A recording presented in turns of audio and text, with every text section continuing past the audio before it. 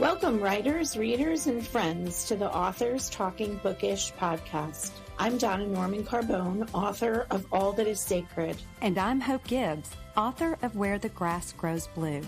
We're two debut writers traditionally published by a small publishing house, bringing to you all the experiences that we as authors learn the hard way, so you don't have to. We'll give you insights from the inception of a book idea to publication and beyond. And along the way, we'll share our love of books from the writer's perspective. Hello, friends. Welcome to episode 25. Today, we're going to be talking about the obscurity of using the women's fiction label. My name is Donna Carbone, and I am joined by Hope Gibbs. Hello, Hope. Hey, Donna, how are you? I'm great. How are you? I'm great. I am enjoying summer, and I'm sure you're enjoying it even more, just having your summer vacation, taking a little time off from teaching. And so what's it like now, your first couple of weeks out of the classroom? Oh, it's wonderful. I am thoroughly enjoying myself. I am not setting my alarm in the morning. I actually wake up every morning and get to write for a couple of hours, which is a treat. I love getting back into that schedule. And I'm just looking forward to enjoying my family, going on the boat, laying by the pool, swimming in the pool, and lots of beach days. How about you?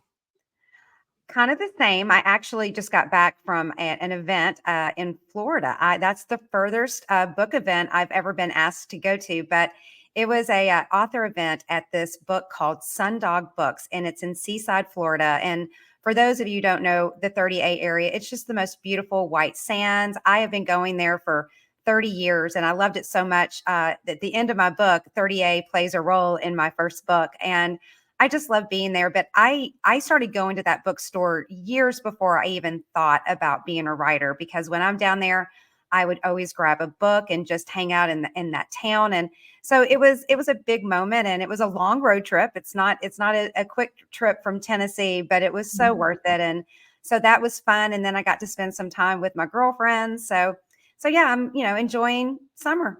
That's awesome. I have on my bucket list to go to Judy Blume's bookstore, which is in Florida as well. And someday I'm going to get there. Hey, road trip. We can go together. You may not want to drive from Connecticut. I would imagine that. Yeah, I would probably fly. Yeah, I think we could fly. What part of Florida? Do you know what part it's in? You know what? I think she's in the Keys. Oh yeah, we definitely are very taking southern, right? Yeah. Yeah, I'm not driving to the Florida Keys, but so speaking of books, let's talk about what is your book you're reading right now? Yeah, so I'm reading a book. It's called What the Wind Knows by Amy Harmon. Okay. It's a book I picked up because I finished the first draft of my third novel, and I am knee deep in the second edit. And I just thought I wanted to kind of see what was out there in the genre that I'm writing in. I'm still writing women's fiction, but I'm definitely writing it with some interesting subgenre. And I just want to kind of peruse what's out there. So I picked up this book. I am thoroughly enjoying it. There's this like big surprise that happens pretty near the beginning. Yeah, I'm anxious to see where it takes me. I'm about a third of the way in. What about you? Yeah. So I was cleaning out my closet, and I stumbled across a book that I bought years ago, and I had forgotten all about. And I love this book. It is called The Glass Kitchen by Linda Francis Lee. I mean, look at that book cover. I just love it. Yeah. It's so funny because I didn't realize I had that book, and it has hydrangeas. My book has hydrangeas, but it's right up my alley. It starts out, with a menu. Each chapter is like, the appetizer, the dessert, the main course, the dessert, whatever. But it takes place with this woman who is this incredible chef. She used to run her grandmother's kitchen, but she has this ability with food, a connection. So she will make something before people ask for it. And it's kind of this gift that's been handed down.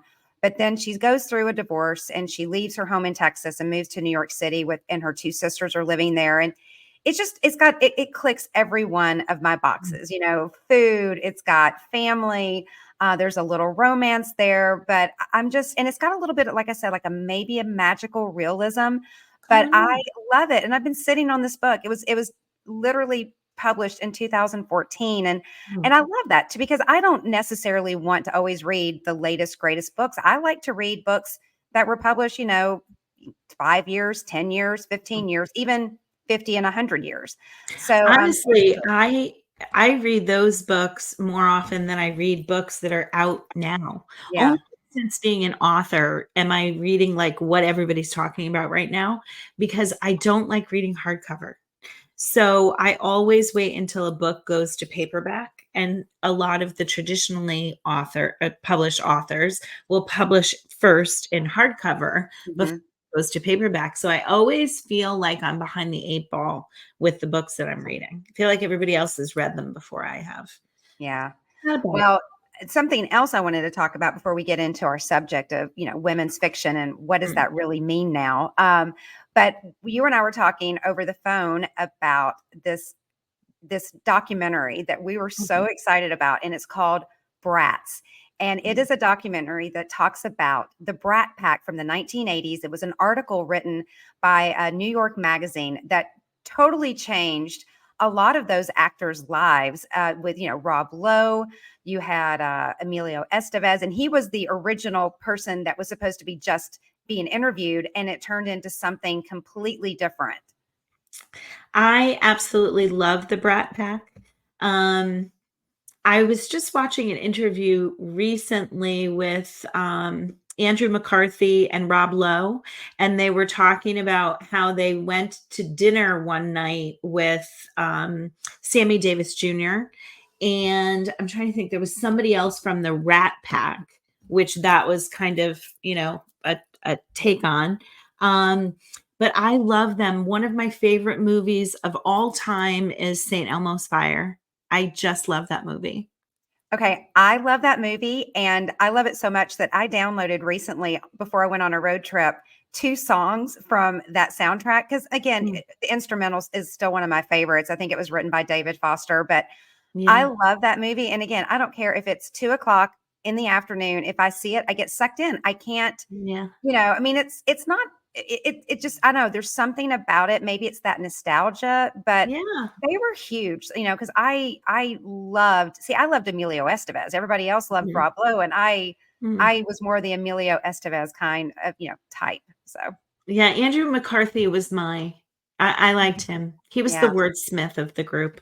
He was the tortured soul of the group. He And I really think he's was. still a little tortured about this. Yeah, Some of the actors, it did not have the effect that it did on the others, but yeah, we could sit here all day and talk about our love. Maybe that could be one of our podcasts, our love of St. Elmo's Fire, but yeah. let's talk about why we're here. We're talking about women's fiction, the genre, and about 2 years ago, there was a big shakeup with talking about, naming it women's fiction. Donna, will you give us a little background? Sure, absolutely. In 2022, Publishers Marketplace announced its decision to retire the term women's fiction. And I'm gonna read a quote to explain why. They aim not to presume or define a book's audience or characterize books by gender. In this episode, we're going to take a look at the effects of their decision 2 years later and the pros and cons for using the term women's fiction. Yeah. So I guess the first thing, I mean, I think it's pretty self-explanatory, but what Mm, is women's fiction? And according to the Women's Fiction Writers Association, it is layered stories in which the plot is driven by the main character's emotional journey. And most of the time, it is going to be a female protagonist. And a lot of times, it is written by female authors. right. Um, let's first talk about some of the criticisms. What are some of the reasons that they use for no longer? I mean, yeah, that they use for no longer wanting to use that term. Well, I think one of it is arbitrary, sexist. Hmm. One of the reasons sexist, women can't write, literary fiction. I mean, are they always pigeonholed into this one genre? It perpetuates stereotypes. Mhm. There was an interesting article that I found, and it was written by, it's called "What is Women's Fiction?" It was Kendra Winchester, and one of the things that they talk about is that it's historically the first book they talk that she talks about is called Pamela, and it was Mhm. written hundreds of years ago, and the novel was considered instructive for respectable young ladies that pastors praised from the pulpit. And then basically they talk about how it's still presenting women as virtuous and Mhm. maternal love, never ending emotional support, and they're not actually representing who women are actually, just or who they should aspire to be. And so it's almost like that was one of the criticisms. What do you think about that? Because I found that very interesting, because I had never heard of that book, Pamela, and how that was something that, for hundreds of years, that's kind of they perpetuated it. Yeah, no, I didn't realize the history of that either. I don't think women's fiction today perpetuates that stereotype of women. Um, I know one of the arguments is that women's fiction does kind of put women into a round hole. Mhm. Um, I think that there are men who write fiction. There are men who read women's fiction. Actually, one of my best reviews on Amazon was written by a man who read my Mhm. book. So I was pretty excited about that. I read male fiction writers often. Tom Perrotta is one, Michael Cunningham, who wrote The Hours and just wrote the novel Day that just came out Mhm. recently. Arthur Golden wrote Memoirs of a Geisha. And not only did he appropriate a woman's voice, he also appropriated a Japanese woman's voice. So I thought that was really interesting. And then Wally Lamb, She's Come Undone. Mhm. That was a very popular book in the perspective of a woman. And I think also the assumption is that women are not writing books with a male protagonist. And that's not the case either. There are No. many women who write with a male protagonist. Say by Elizabeth Berg, Dogs of Babel, Carolyn Parkhurst, Gone Girl, Gillian Flynn. Those are some of the women writing using male protagonists. Yeah. Um, what are some of the reasons that people feel like we should keep the women's fiction genre label? Well, so you and I have discussed this before. We both write women's fiction, and Mhm. I was drawn to this genre before I even thought about being a writer. I was a reader, and I would Mhm. say 60 to 70% of all the books I read today are really what you would consider women's fiction. You have a woman protagonist, or it can be a man as well, but they go Mhm. through an emotional journey. And so I just naturally navigated to this genre. But for me, though, I didn't write just strictly women's fiction. I have more of a contemporary romance element in my book, which is one of the criticism is that women's fiction is too broad, because it can Mhm. also encompass historical fiction and whatnot. So I was really taken aback when this happened a few years ago, that they were, it was kind of falling out of favor. Mhm. But I can, like, go and reading the criticism about it. I can see both sides, but I'm Mhm. not ready necessarily to give up on women's fiction. I mean, what about you, Donna? No, neither am I. I agree. I do. I mean, I think there are certain other labels that are being used in substitute of women's fiction that I don't think appropriately categorize every single book. Yeah, And I think there are some books out there who need to be called women's fiction. yeah. Because some of now they're using uh, upmarket, commercial, Right. contemporary, Mhm. literary. But again, for me, as not just a writer, as a reader, when I see women's fiction, I know what I'm getting. That's what I enjoy most, like I said, 60 to 70% of what I read. Right. So before we go back, and I do want to go more into the controversy, because I can understand The controversy of, again, women can't write literary. Do men, is it more prestigious just to be, writing fiction? Let's talk about some books for you as a reader that you're drawn to, but as a writer, you appreciate even in a different way that would be considered under the umbrella of women's fiction. Yeah. Well, one of them is The Book of Longings by Sue Monk Kidd, and that would be considered women's fiction. I think it's also considered literary fiction and religious fiction because it's a retelling of the story of Mary. The Paper Palace is women's fiction that was released a few years ago. I absolutely adore that book. And it also has romance in it.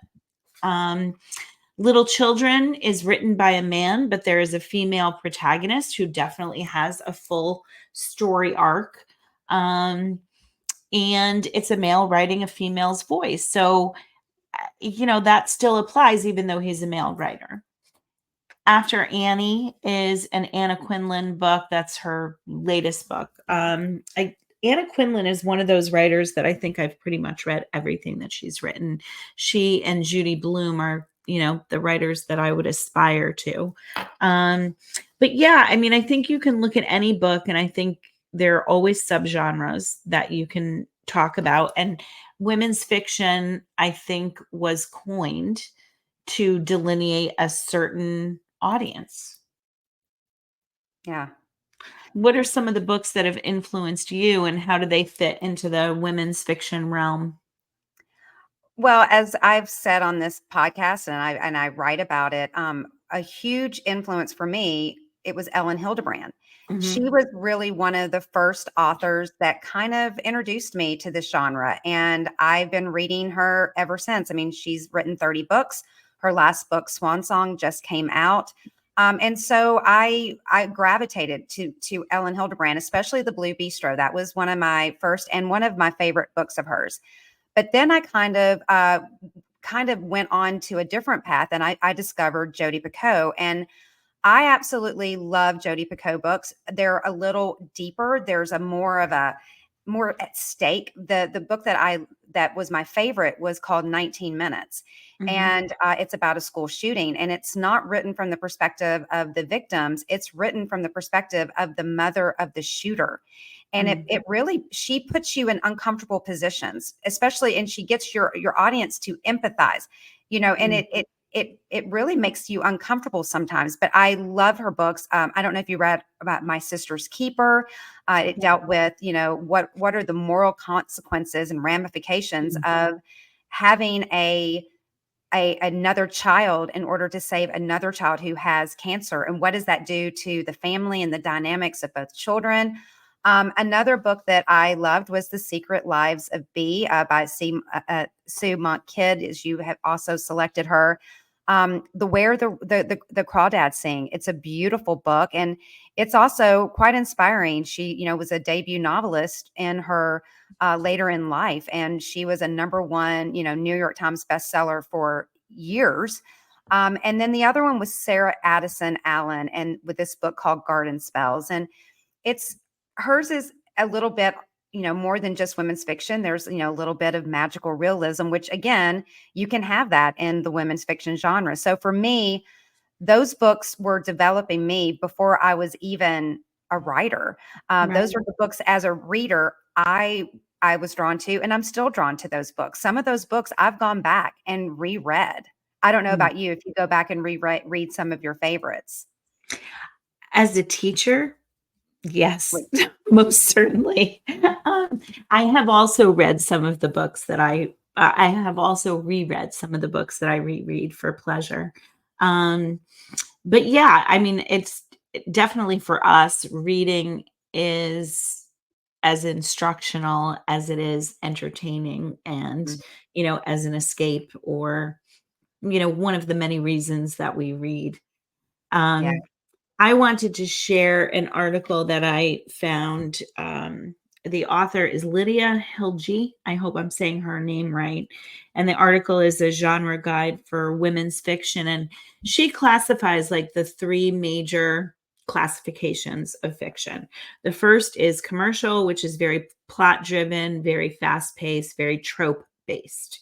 The next is literary, which is slow paced, character driven, elevated prose, depth of characterization, layered themes and motif. And upmarket contains an element of both. Now, I know that these are some of the substitutions that have been used for women's fiction. I feel like women's fiction can fit in any one of these. Yes. What do Yeah. you And think?